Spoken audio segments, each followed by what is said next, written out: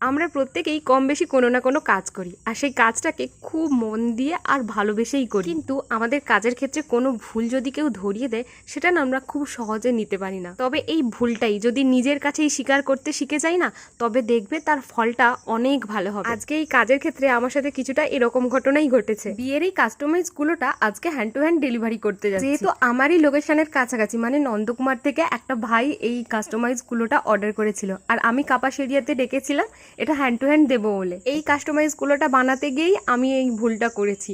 আসলে ভাই যে ছবিটা পাঠিয়েছিল আমি ওইটা না করে একটা অন্যরকম করে দিয়েছিলাম। পরে যখন ওকে ছবি পাঠালাম, ও বললো দিদিভাই এইটা নয়, অন্য ছবিটা তোমাকে পাঠিয়েছিলাম। আর আমরা সব বন্ধুরা মিলেই চুজ করেছি একটা বন্ধুর দিদির বিয়েতে এই জিনিসটা গিফট দেবো বলে। তখনই আমি আমার নিজের ভুলটা স্বীকার করে ওর কাছ থেকে কিছুদিন সময় চেয়ে নিই, আর তার ফলস্বরূপ next time same to same বানিয়ে দেওয়ার পর জিনিসটা ওদের সবাইয়েরই খুব পছন্দ হয়েছে।